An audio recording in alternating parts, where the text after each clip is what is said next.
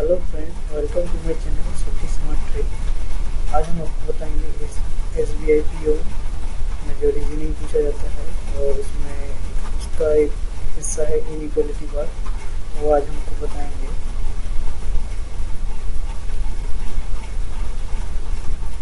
Study the following information and answer the given question. जो $Q means P is not smaller than Q.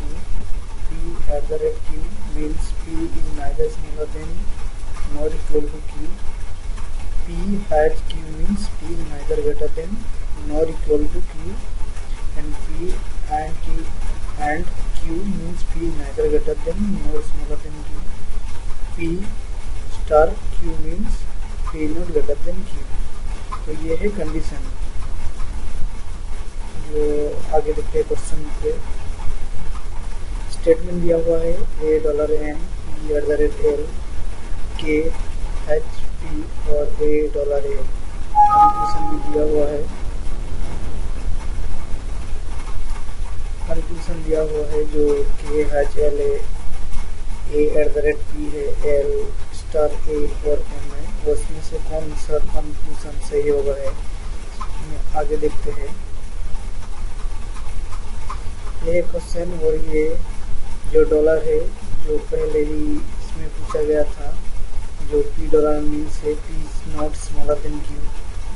सो मैं ये box बनाया हूँ जो इम्पोर्टेंट है, जो इसमें डॉलर जो पूछा गया है पहले स्लाइड में, वो डॉलर मीन्स होता है greater than equal to, @ means greater than, ये लेस देन होता है, इक्वल टू और लेस देन इक्वल टू होता है। जो क्वेश्चन पूछा गया है $N A greater than equal to N, जो P@ है, @ means greater than P greater than L, K less than P, A less than equal to L। इसको अगर हम कॉम्बिनेशन बनाते हैं तो कुछ इस कदर से आता है K less than P greater than equal to L less than equal to A और greater than equal to M। तो कंक्लूजन में आते हैं। तो कंक्लूजन पूछा गया है K#L means K less than L। तो हमको एक बात याद रखना है, जो डब्बा जिस तरफ खुला हुआ है उसी तरफ से हम काउंट करेंगे। तो यहाँ इधर क्वेश्चन में लिया हुआ है L से K में जाना पड़ेगा। तो L से K में अगर हम जाए तो देखते हैं जो कॉम्बिनेशन बनाया, L से L की तरफ कोई भी खुला नहीं है, दोनों क्लोज है। तो हम L और K के अंदर कोई रिलेशन स्टेब्लिश नहीं कर पाएंगे। दूसरा कंडीशन में क्या है, A@P means A greater than P। तो A से हमको P में जाना पड़ेगा। तो A से अगर P में जाऊँ, A से ये डब्बा A की तरफ खुला हुआ है, तो A से हम लोग L में जा पाएंगे और L के बाद क्लोज हो गया है तो P में नहीं जा पाएंगे। तो इधर भी कोई एस्टेब्लिश नहीं हो रहा है। अब देखते हैं थर्ड कंडीशन में क्या हुआ है, A*A जो L less than equal to A। तो हमको इस बार A से L में जाना है। तो अगर हम ये करते हैं तो A से L ये कंडीशन है अप्लाई हुआ है, तो ये ट्रू है। अब फोर्थ में जाते हैं M#P। तो हमको P से M में जाना पड़ेगा। अगर P से M में जाओ तो P से L में आ सकते हैं, क्योंकि P की तरफ है ये डब्बा खुला हुआ है, तो P से L में आ जाएंगे। मगर L के बाद ये क्लोज हो गया है, जो आगे नहीं जा सकते। तो ये कंडीशन भी नॉट अप्लाई है। तो ओनली कंक्लूजन 3 इज करेक्ट। तो आगे बढ़ते हैं। स्टेटमेंट दिया हुआ है जो है W*N K*V Y@V W@K, जो कंक्लूजन दिया हुआ है।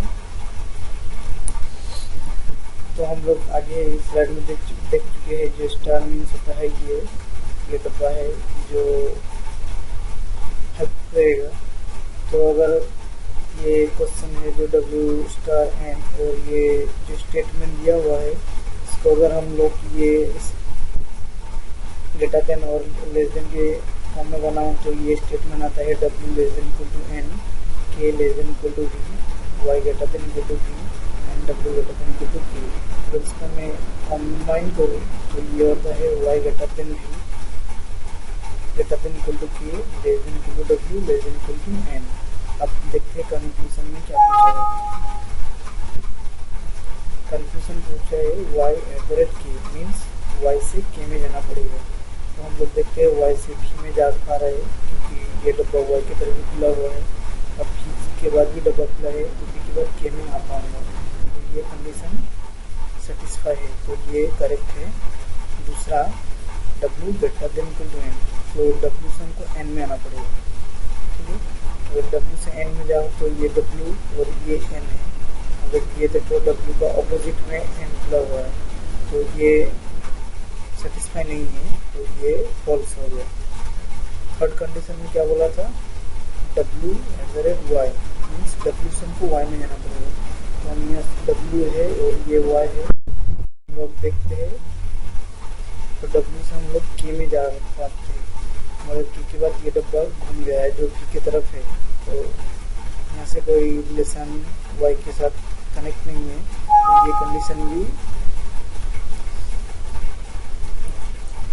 सेटिस्फाई नहीं है। अब फोर्थ कंडीशन देखते हैं जो w से v में जाना पड़ेगा, तो w से k में है और ये केस के बाद v में नहीं जा पा रहा है, तो ये कंडीशन भी गलत है।